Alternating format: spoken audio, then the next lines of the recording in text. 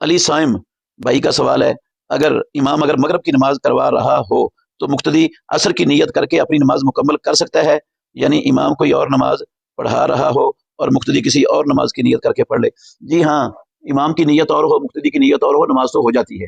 حضرت معاذ بن جبل، سنن ابو داود میں، ترمذی میں حدیث ہے، وہ رسول اللہ صلی اللہ علیہ وسلم کے پیچھے عشاء کی نماز پڑھتے تھے باجماعت، یہ ان کے فرض ہوتے تھے۔ پھر اپنی محلے میں اپنی قوم کو آ کر اثر عشاء کی جماعت کی امامت کرواتے تھے، خود ان کو آ کے پڑھاتے تھے۔ اب یہ جو امامت کر رہے ہیں ان کے نفل ہیں اور پیچھے والے فرض پڑھ رہے ہیں، تو اگر یہ غلط ہوتا، امام کی نیت اور نماز اور ہوتی اور مقتدیوں کی اور ہوتی، اور یہ جائز نہ ہوتا تو رسول اللہ صلی اللہ علیہ وسلم کی زندگی میں ہوا ہے، پیارے پیغمبر پر وہی نازل ہو جاتی اور اللہ رب العالمین نے اسے روک دیتا۔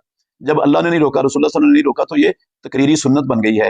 امام کی نیت اور ہو، مقتدی کی نیت اور ہو، کر سکتے ہیں۔ لیکن ایک بات یہ ذہن میں رکھنی ضروری ہے کہ ترتیب رہی ہوئی نمازوں میں جو کسی شرعی عذر کی وجہ سے بندے کی نماز رہ گئی، ایک یا دو رہی ہوئی نمازوں میں ترتیب فرض نہیں ہے۔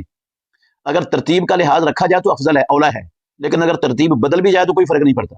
مغرب کی نماز میں چونکہ قرات ہوتی ہے جہری، امام نے جہری قرات کرنی ہوتی ہے اور آمین بھی کہنا ہوتا ہے، اور عصر کی نماز میں جہری قرات نہیں ہوتی، سری ہوتی ہے، اس لیے وہاں پر وہ پہلے امام کے ساتھ مغرب کی پڑھ لے اور عصر کی بعد میں پڑھ لے۔ لیکن اگر زہر عصر کا مسئلہ ہے، اس کی زہر کی نماز رہی ہوئی ہے، عصر کی جماعت کھڑی ہے، تو وہ زہر کی نیت کر کے عصر کی جماعت کے ساتھ شامل ہو سکتا ہے، اور اگر عصر کی نماز کے ساتھ عصر کی نیت کر کے شامل ہو جائے اور زہر کی بعد میں پڑھ لے تو یہ بھی جائز ہے۔ یہ کوئی فرض نہیں ہے، فرضیت کی کوئی دلیل نہیں ہے کتاب و سنت میں کہ رہی ہوئی نماز کو ترتیب کے ساتھ پڑھنا ہی فرض ہے۔